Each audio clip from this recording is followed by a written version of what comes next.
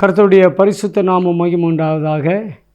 இந்த வாரத்திலையும் கர்த்தருடைய வார்த்தைகளை கேட்கும்படியாக கிராஸ் டிவிக்கு முன்பதாக அமர்ந்திருக்கிற சகோதர சகோதரிகளுக்கும் பெரியவர்களுக்கும் மீண்டும் வருகிற ஆண்டவராக இயேசு கிறிஸ்துவின் நாமத்தில் இந்த ராத்திரி வேளையில் நான் நன்றியை தெரிவித்துக் கொள்கிறேன்.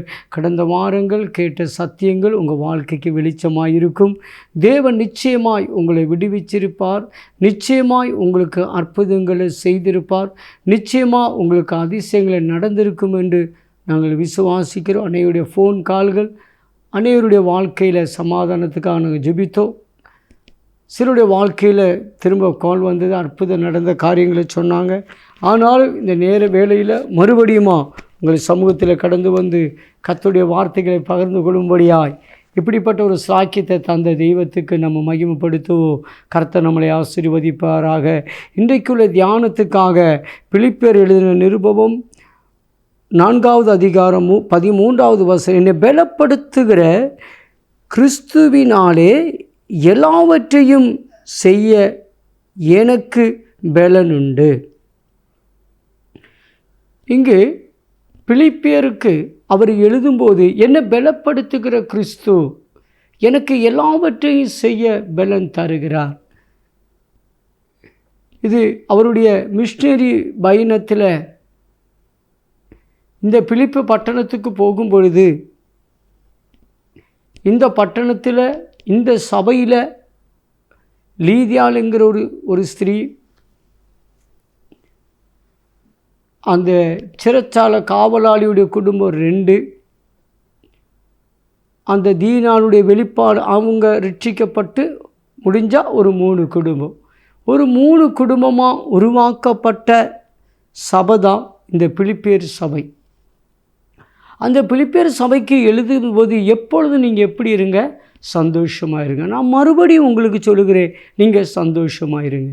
அப்போ அன்றைக்கு அந்த யூரோப்பியன் மிஷினரி ஊழிய பாதைகளில் பிலிப்பு பட்டணத்தில் போய் இவர் ஊழியம் செய்யும் பொழுது ஏறக்குறைய 3 குடும்பங்களை கொண்டு ஒரு யூதர்கள் மத்தியில் ஒரு சபையை ஆரம்பித்து 3 குடும்பங்கள் தெய்வத்தை ஆராதிக்கிற சபை தான் பிலிப்பியர் சபை.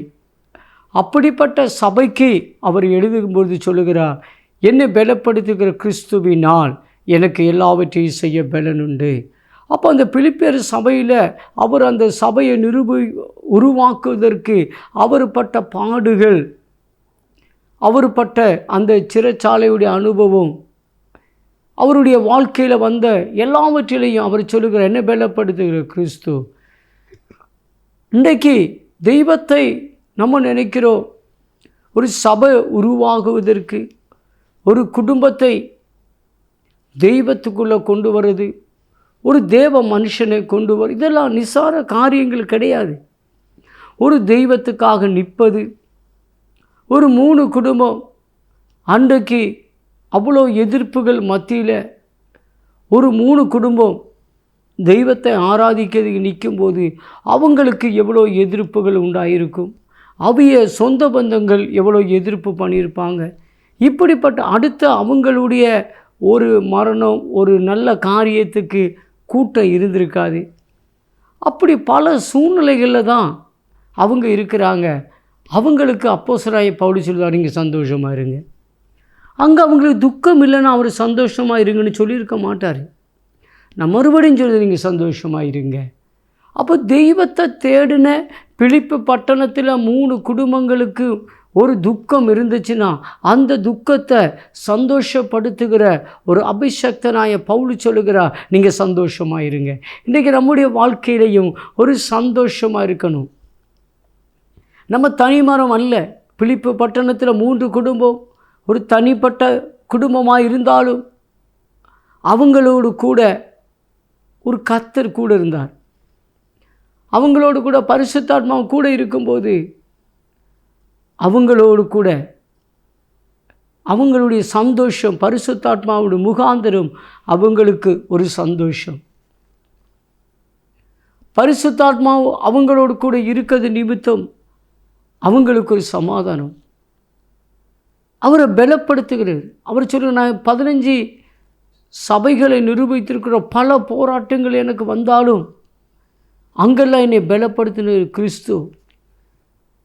நான் ஊழியத்தில் ஏறக்குறைய 35 வருஷங்கள் என் ஊழிய அனுபவத்தில் பல இடங்களில் என்னைய ஊழியங்களில் கலாத்தியர், கொரிந்தியர், கொலோசியர் இப்படி பல இடங்களில் நான் சபைகளை ஸ்தாபிக்கும் பொழுது அங்கோ என்னை பலப்படுத்தினது கிறிஸ்துனா.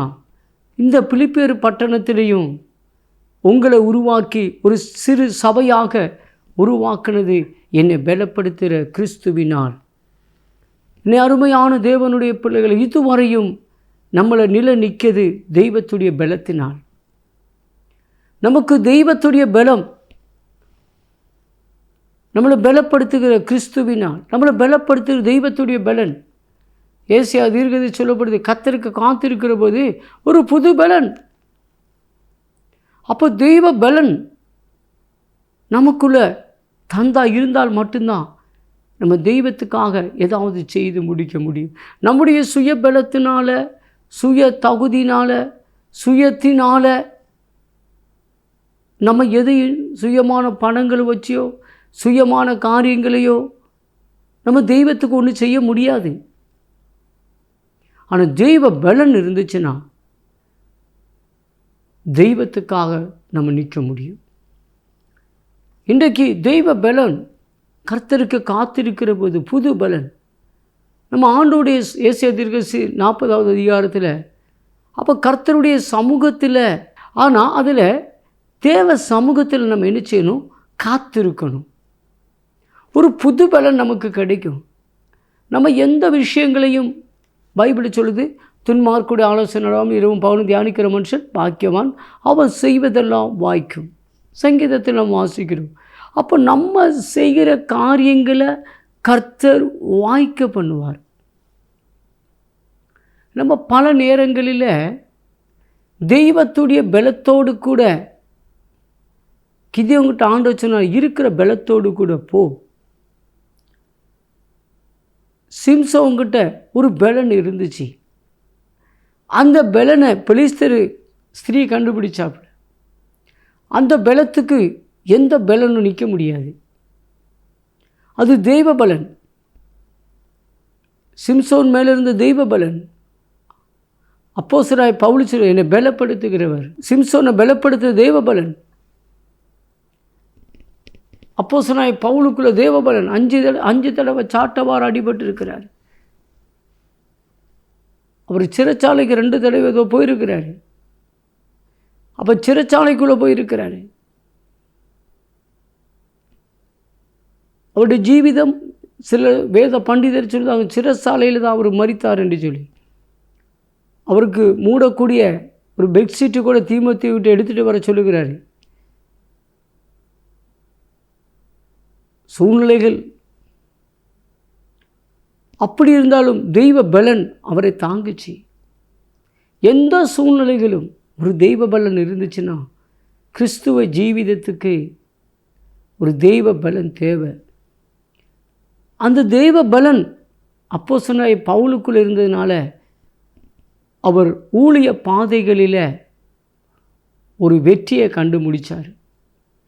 இன்றைக்கி ஒரு குடும்பம், ஒரு குடும்பத்தை கட்டி தெய்வத்தோடு கூட நிற்பது கஷ்டம். ஒரு வலது பக்கம் எடுத்தால் ஒரு பக்கம் இடது பக்கம் போயிட்டுருக்கும்.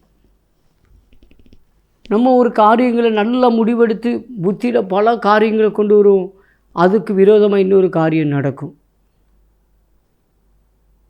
இன்னொரு காரியம் தெளிவாக கொண்டு வரும்போது இன்னொரு காரியம் மாறி போயிடும். இப்படி பல ரீதியில்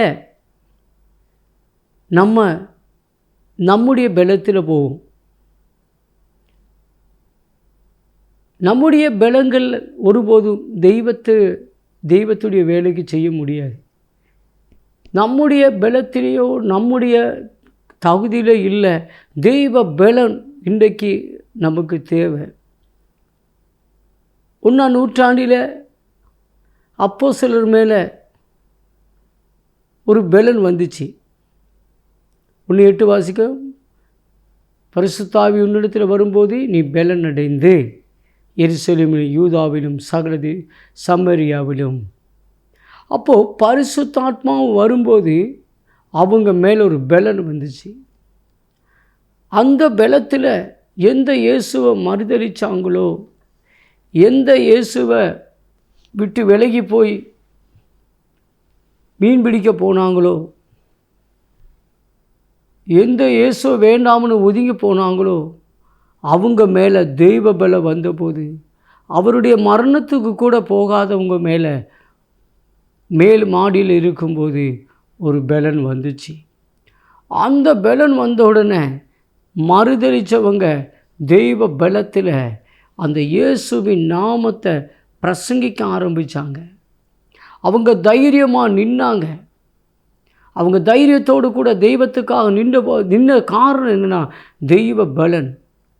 பல நேரங்களில் நமக்கு தேவ பலம் இல்லாதனால தெய்வத்துக்காக சில சூழ்நிலைகளில் நம்ம நிற்க முடியாதபடி பின்வாங்கி போகிறோம். தெய்வத்துக்காக நிற்க பலன் இல்லாதனால நம்ம சோர்ந்து போயிடுதோம். பலன் இல்லாத சவுல் யாரோ கோலியாத்தை கொண்டுங்கிற அவருடைய மகளை நான் திருமணம் பண்ணி கொடுக்குறேன்.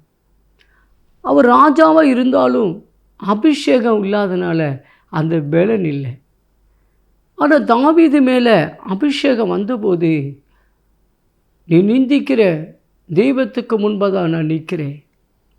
அப்போ தேவ பலன் பல வருஷமாக நிந்திக்கிற கோலியாத்து முன்பதாய் ஒரு 17 வயசில் ஒரு மனுஷன் ஒரு தெய்வ பலத்தோடு கூட அங்கே நிற்க முடியுதை காண முடியுது. இதே போல் நம்முடைய குடும்பங்களில், நம்முடைய தனிப்பட்ட வாழ்க்கையில் சத்துருக்கள் பல விதங்களாய் பல வருஷங்களாய் போராடுகிற பாரம்பரியத்தின் போராட்டங்கள், சாபத்தில் வந்த போராட்டங்கள், பாவத்தில் வந்த போராட்டங்கள், இப்படிப்பட்ட போராட்டங்கள் நம்மளை சில சவால் விடுகிற பாரம்பரிய வியாதிகள் இருக்கும். டாக்டர்கிட்ட ஒன்று போகும்போது ஒரு மானசீகமான ஒரு அவன்கிட்ட போகும்போது அவங்க சொல்கிறாங்க, உங்களுக்கு குடும்பத்தில் யாருக்கு இருந்துச்சு? ஒரு ஹார்ட் பேஷண்ட் டாக்டர் நம்மகிட்ட உங்களுக்கு குடும்பத்தில் யாருக்கு இது இருந்துச்சா? சுகர் கேட்டால் உங்கள் குடும்பத்தில் யாருக்கு இருந்துச்சா? இதெல்லாம் ஒரு பாரம்பரியம். பல கேன்சர், இது உங்கள் குடும்பத்தில் யாருக்கு இருந்துச்சா? நம்மகிட்ட கேட்டு தான் டாக்டரே புரிஞ்சு கேட்க வேண்டிய சூழ்நிலை ஆகிப்போகுது. இப்படி பாரம்பரியங்கள் பலதும் நம்மக்கிட்ட போராடுகிற போராட்டத்தில் சில நேரங்களில் நம்ம சோர்ந்து போயிடுதோம். சில பாவங்கள், தலைமுறைகளுடைய பாவத்துடைய வயசு ஒருவன் நமக்குள்ளே வந்துடுது. அவங்களுடைய சில சுபாவங்கள் நமக்குள்ளே வெளிப்படுது. இப்படி சகலத்திலையும் நம்ம ஜெயிக்க முடியாதபடி தோற்று போகிற காரணம் என்ன? தெய்வ பலம் இல்லாதனால. தெய்வ பலம் நமக்குள்ளே இருந்துச்சுன்னா நம்ம அதை எதிர்த்து நிற்க முடியும். தெய்வ பலன் பாரம்பரிய எந்த கட்டுகள் வந்தாலும் தெய்வ பலத்தில் அதை தோற்க முடியும். நம்ம இன்றைக்கி ஒரு தீர்மானம் எடுக்கணும். நான் தேவ பலத்தில் தான் நிற்கிறேன்னா, நான் சோர்ந்து போகலை. என்ன வந்தாலும் கர்த்தர் பார்த்து கொள்வார். தெய்வத்துடைய பலன் பயத்தின் ஆவியை கொடுக்கலை, நம் பலத்தின் ஆவி. தீத்திலையோ வாசிக்கிறோம், நம் பயத்தின் ஆவியை கொடுக்கல, நம் பலத்தின் ஆவியை. அப்போ பரிசுத்தாத்மாவு நமக்குள்ளே வந்துட்டுனா நமக்கு ஒரு பயத்தின் ஆவியை நமக்கு தரலை, நமக்கு ஒரு பலத்தின் ஆவியை தந்திருக்கிறார். சந்தோஷமாக இருக்கிற அல்லேலூயா சொல்லுங்கள். எனக்கு ஒரு பலத்தின் ஆவியை கர்த்தர் தந்திருக்கிறார். எனக்கு ஒரு பயத்தின் ஆவி இல்லை. கடந்த நாட்கள் நான் எதிலெல்லாமோ பயந்தேன். என் வியாதியை குறித்து நான் பயந்தேன், என் குடும்ப சூழ்நிலை குறித்து பயந்தேன், என் பொருளாதாரத்தை குறித்து பயந்தேன், என் எதிர்காலத்தை குறித்து பயந்தேன், என் தலைமுறையுடைய திருமண காரியத்தை குறித்து நான் எப்படி நடக்கும்னு பயந்து, என் பொருளாதாரத்தில் என்னுடைய தரித்திரத்தில் தரித்திரம் வந்து, இப்படி பல பயங்கள். இப்படிப்பட்ட பயங்கள் நமக்குள்ளே ஆட்டி படைக்கிறதுக்கு, இதை ஜெயிக்கிறதுக்கு ஒரு பலன் தேவை. இந்த மீன்கள் பார்த்திங்கன்னா அது எதிர்நீச்சலில் தான் போகும். அது பிறந்ததுலேருந்து சாகிறது வரைக்கும் எதிர்நீச்சல் தான் அடிக்கும். அப்போ அது இந்த பூமியில் பிறந்தது எதிர்நீச்சல் அடிக்கிறதுக்கு. மற்ற மிருகங்களுக்கு அந்த பிரச்சனை கிடையாது. இந்த மீன் மட்டும்தான் அதை தண்ணீரை எதிர்த்து வந்துக்கிட்டே இருக்கும். அது எவ்வளோ வேகமாக தண்ணி வந்தாலும் அதை எதிர்த்து நிற்கக்கூடிய மீன். இதே போல தான் நம்முடைய வாழ்க்கையில் பலவித விஷயங்கள் நமக்கு முன்னாடி வரும்போது நம்ம பயந்து போகிறவங்க இல்லை, நம்ம அதை எதிர்த்து நிற்கிறவங்க. அப்போ சிலருக்குள்ள இயேசுவின் நாமத்தை பிரசங்கிக்க கூடாதுன்னு சொல்லி ஒரு சட்டம் வரும்போது அந்த சட்டத்தை எதிர்த்து நிற்கிறதுக்கு பரிசுத்தாத்மாவுடைய பலன் இருக்கவங்க தான் நிற்க முடியும். இப்போ பரிசுத்தாத்மாவு அவங்களுக்குள்ளே வந்த உடனே அவங்க பயப்படாமல் இயேசு கிறிஸ்துவோடு கூட இருக்கும்போது ஊதி கொடுத்திருந்தாலும் பரிசுத்தாத்மாவுடைய கிரியைகள் அவங்களுக்குள்ளே வெளிப்படலை. அதனால் அவங்க பயந்தாங்க. ஆனால் அப்போஸ்தலர் நடவடிக்கையில் அந்த பரிசுத்தாத்மாவு அவங்க ஊதி கொடுத்திருந்தாலும் அந்த பரிசுத்தாத்மாவு அவங்க மேலே வெளிரங்கமாக இறங்கின போது அவங்களுக்குள்ள ஒரு பலம் வெளிப்பட்டுச்சு. இன்றைக்கு இந்த பரிசுத்தாத்மாவு நம்ம மேலே வெளிரங்கமாய் உங்கள் மேலே அசைவாடுமுன்னா உங்களுக்குள்ளே எதை குறித்து நீங்கள் பயந்துக்கிட்டு இருக்கீங்களோ அந்த பயம் இன்றைக்கி உங்களை விட்டு மாறும். என்ன பயம்? எனக்குள்ளே தெய்வத்தை ஆராதித்தாலும் தெய்வத்தை சிநேகித்தாலும் எனக்குள்ள பயம் மாறலை. 365 நாள் இருக்குன்னா பரிசுத்த வேதாகமத்தில் 366 தடவை நீங்கள் பயப்படாதே, நான் உன்னோடு கூட இருக்கிறேன். ஒரு நாள் கூடுதலாட்டு தான் கர்த்தருடைய வசனம் சொல்லுது, பயப்படாத. அப்போ இன்றைக்கு பலரும் பல குறித்து பயம். கடந்த நாட்களில் ஒரு ஊழியக்கார் டிவியில் நான் மெசேஜ் கொடுத்துட்டு இருக்கும்போது எனக்கு ஒரு ஃபோன் கால் வந்துச்சு. அவர் சொன்னார், ஒரு பூதம் என் மூக்கு வழியோடு வந்து வாய் வழியில் போகுது. நான் அப்போ எப்படியா நீ ஞாயிற்றுக்கிழமை சர்ச்சு அது வெளியில் யாருக்கும் தெரியாதியா, நீங்கள் எனக்காக ஜெபம் பண்ணுங்க. சபைக்கு எத்தனை பேர் வராங்க? 200 பேர் வராங்க. ஆற்காடு பகுதி. எனக்கு ஒரு ஆச்சரியம். அதனால் நீங்கள் ஜெபம் பண்ணுங்க. அவருக்கு மூக்கிலிருந்து வாய் விட பூதம் பயம். நான் சொன்னேன், எப்படி உங்கள் சபையில் இருக்கிறவங்களுக்கும் இப்படி தான் பூதம் போகும்? இப்போ இன்றைக்கு பயம், பலருக்கும் பல ரீதியில் பயம். நம் தெய்வம் ஒரு பரிசுத்தாத்மாவு நமக்குள்ளே தந்தது பயத்தின் ஆவியில், பலத்தின் ஆவினா நம்முடைய குடும்ப சூழ்நிலைகளை குறித்து ஏன் பயப்படணும்? ஸ்தோத்திரம். பயப்படாதிருங்கள். ஆண்டவர் சொல்லுங்க, நீ பயப்படாதிருங்க. அன்றைக்கு ஆண்டவர் சொன்னார். இன்றைக்கு பரிசுத்தாத்மாவு நமக்கிட்ட ஒரு நல்ல அபிஷேகத்தை தெய்வம் தந்திருக்கிறார். நமக்குள்ள பயங்கள் இருக்கக்கூடாது. இன்றைக்கி ஆண்டவருடைய சமூகத்தில் ஜெபம் பண்ணுங்க. ஆண்டவர், நான் எதை குறித்து நான் பயப்படுதேன்? எனக்குள்ள பயத்தின் ஆவியே. சிலவங்க சாயந்தரமான பயம், சில இடங்களுக்கு போனால் பயம், சில மரங்களை கண்டா பயம், ஒரு பூனை போனால் பயம், இப்படி பலது பயம். எனக்கு ஒரு தடவை பாம்பை குறித்து ஒரு பயம் பல வருஷங்களாக இருந்துச்சு. நான் இங்கே சர்ச்சை வச்சுருக்க ஒரு காட்டுக்குள்ளே ஒரு நாள் பயத்தை குறித்து பிரசங்க. அன்னைக்கு ராத்திரி என்னுடைய வீட்டுக்குள்ளே ஒரு பாம்பு வந்துட்டு, அன்னைக்கு அடித்து நான் பாம்பை பார்த்தா ஓடி போகக்கூடிய ஆள். இப்போ அன்றைக்கி பிரசங்கித்து முடிக்கும்போது எனக்குள்ள இருக்கிற பயம் பாம்பை குறித்து இருந்துச்சு. அன்றைக்கு ராத்திரி அந்த பாம்பை நான் அடித்தேன். எனக்கு அருமையான தேவனுடைய பிள்ளைகள், இன்றைக்கி அந்த பயத்தின் ஆவி என்னை விட்டு மாறிச்சு. கடந்த நாள் 2 விரியம்பாம்பு 2 இணைஞ்சி ராத்திரி ஒரு 7:30 ஆகும்போது எங்களுடைய வீட்டுக்கு முன்னாடி அப்படி நிற்கிது. எல்லோரும் பைபிள் காலேஜ் படிக்கிற ஸ்டூடெண்ட் எல்லாம் உட்கார்ந்துருக்கிறாங்க. வெயிலுனால உள்ளே வேண்டாம்னு வெளியே பைபிள் காலேஜ் நடத்திக்கிட்டு இருக்கிறோம். இப்போ வெளியில் அப்படி உட்காந்துருக்கும்போது இந்த பாம்பு 2 நாள் தைரியமாக எல்லோரும் உள்ளே போங்க, பின்னாடி வராது, இல்லை முன்னாடி போங்க. எல்லா பாஸ்டர் சொன்னாங்க, எப்படி நீங்கள் இதை பயம் இல்லாமல் இருங்க? அதில் எனக்கு உள்ள பயம் இல்லை. நான் ஒரு நாள் பயந்தேன், கர்த்தர் அதிலிருந்து என்னை விடுவிச்சார்.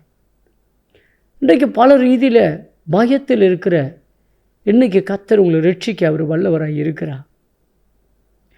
என்னை பலப்படுத்த கிறிஸ்துவினால் எனக்கு எல்லாவற்றையும் செய்ய பலன் உண்டு. தன்னுடைய ஜீவிய ஊழிய பாதைகளில், மிஷினரி பாதையில்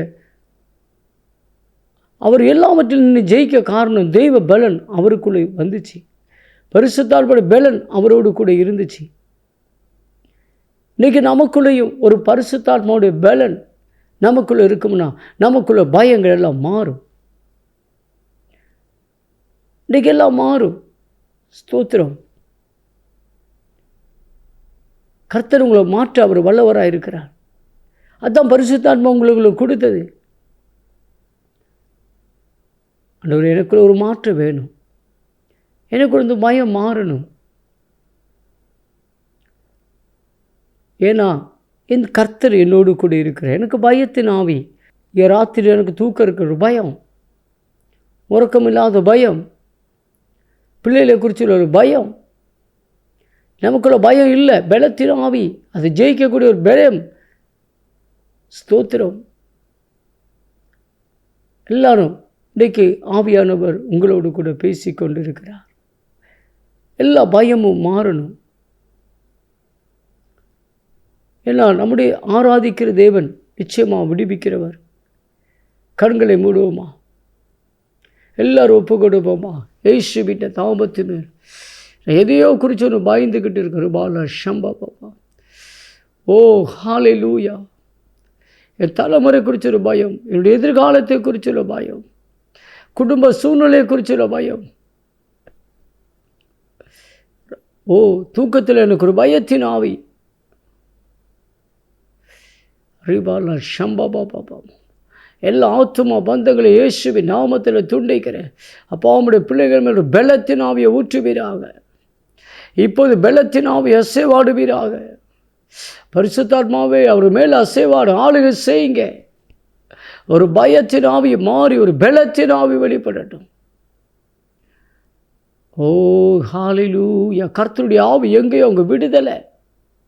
இப்போது விடுதலை நடக்கட்டும். எந்தெந்த இடத்துல பயத்தின் ஆவி, தலைமுறை குறிச்சுள்ள பயம், பொருளாதாரத்தை குறிச்சுள்ள பயம், குடும்ப சூழ்நிலை குறிச்சுள்ள பயம். ஓ ஹல்லேலூயா. பையனை குறிச்சுள்ள பயம், கணவரை குறிச்சுள்ள பயம், மனைவியை குறிச்சுள்ள பயம். இயேசுவின் நாமத்தில் அப்பால போ சாத்தான் என்று கட்டளையிடுகிறேன். ஒப்பு கொடுங்க இயேசுவின் நாமத்தில். ஓ கலக வரும் ஒரு பயம், பிரிவினை வரும் ஒரு பயம், இயேசுவின் நாமத்தில் அப்பால போ சாத்தானே, இயேசுவின் நாமத்தில் கட்டளையிடுகிறேன். ஒரு பயத்தின் ஆவி மாறட்ட, ஒரு பலத்தின் ஆவி வெளிப்படட்ட. ஒப்பு கொடுங்க. பலத்தின் ஆவி, பலத்தின் ஆவி வெளிப்படட்ட. தெய்வ சக்தி வெளிப்பட்டதுக்கு ஸ்தோத்திரம். தேவ கிருபைகள் வெளிப்பட்டதுக்கு ஸ்தோத்திரம். இயேசுவின் நாமத்தினால ஒரு பயத்தின் ஆவியை மாற்றி ஒரு பலத்தின் ஆவி வெளிப்பட்டதுக்கு ஸ்தோத்திரம். என்னை பலப்படுத்துகிற கிறிஸ்துவினால் இனி எனக்கு எல்லாவற்றையும் செய்ய பலன் உண்டு. கர்த்தருடைய பலன் இருக்குது. தைரியமாக நில்லுங்க. எந்த சூழ்நிலையும் கர்த்தருக்காய் நில்லுங்க. தெய்வ பலன் உங்களை நடத்தும்.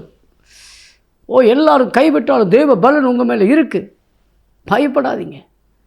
தேவன் உங்களை ஆசீர்வதிப்பார். உள்ளும் புறமும் கர்த்தர் செழிப்பாக்குவார். இந்த வார்த்தை மூலம் கர்த்தர் தேற்றினக்கு ஸ்தோத்திரம்.